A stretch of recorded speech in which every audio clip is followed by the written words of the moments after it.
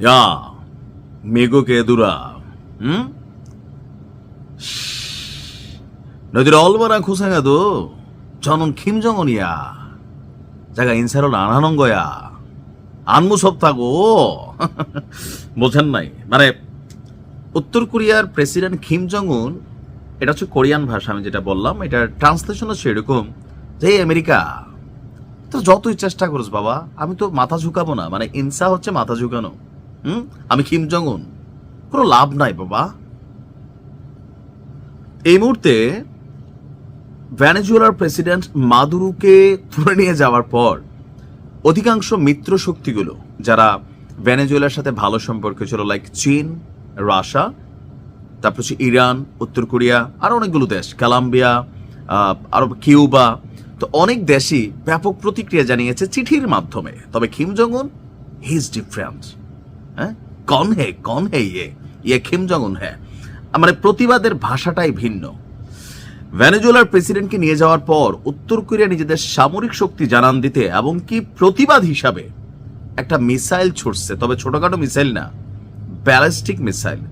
আপনি জেনে আশ্চর্য হবেন, উত্তর কোরিয়ার অস্ত্র ভান্ডারে পারমাণবিক মেশিনারিজ থেকে মানে এমন এমন জিনিস, পারমাণবিক সাবমেরিন মেশিনারিজ, যেটা সোজা আমেরিকাতে গিয়া টাচ করতে পারে এমন অনেক মেশিনারিজ তারা বানাই রাখছে। তো গতকালকে এই ঘটনা ঘটার পর উত্তর কোরিয়ার প্রেসিডেন্ট কিম জং উনের নির্দেশে আপনার এই ব্যালিস্টিক ক্ষেপণাস্ত্র উৎক্ষেপণ করা হয়েছে। আর আমি যে দেশে থাকি এটা হচ্ছে দক্ষিণ কোরিয়া। দক্ষিণ কোরিয়ার প্রটোকল, নিরাপত্তা টোটালি আমেরিকার হাতে থাকে। মানে দক্ষিণ কোরিয়া যথেষ্ট সম্পদশালী, কিন্তু তাদেরকে অনেক কিছুতেই আমেরিকা টেকনিক্যালি বাইন্ডিংসে রাখছে। যেমন তারা কোনো পারমাণবিক ক্ষেপণাস্ত্র বানাইতে পারবে না, এরা সামরিক শক্তিতে খুব বেশি দূর আগায় নিতে দেয় না। আমেরিকার অনেক বড় একটা সেনাবাহিনী উত্তর কোরিয়ার বিপরীতে যেন ভয় না পায় দক্ষিণ কোরিয়া। দক্ষিণ কোরিয়াতে বৈশা কিন্তু এই ট্রাম্প বা আমেরিকার যখন যে সরকার থাকে তারা পালে, দক্ষিণ কোরিয়া পালে তাদেরকে। এখন গতকালকের এই ঘটনার পর ভেনেজুয়েলায় মার্কিন হামলার তীব্র নিন্দা জানিয়েছে উত্তর কোরিয়া। পিয়ংইয়ং এই অভিযানকে একটি দেশের উপর অন্য দেশের সার্বভৌমত্বের আঘাত এবং যুক্তরাষ্ট্রের দুর্বৃত্ত এবং নৃশংস হস্তক্ষেপ বলে অভিহিত করেছেন। উত্তর কোরিয়ার প্রেসিডেন্ট কিম জং উন মনে করছেন এটা কোনোভাবেই মানার মতন না যে এই ধরনের ঘটনা আজকের দিনে বিশ্বে হতে পারে, এমনকি আমেরিকার এই দখলদারিত্বকে যে কোনো মূল্যে ঠেকানোর জন্য উত্তর কোরিয়ার প্রেসিডেন্ট কিম জং উন সে আহ্বান জানিয়েছে। আর আহ্বান জানানোর পরপরই একটা ক্ষেপণাস্ত্র ছুটছে, ব্যালিস্টিক ক্ষেপণাস্ত্র।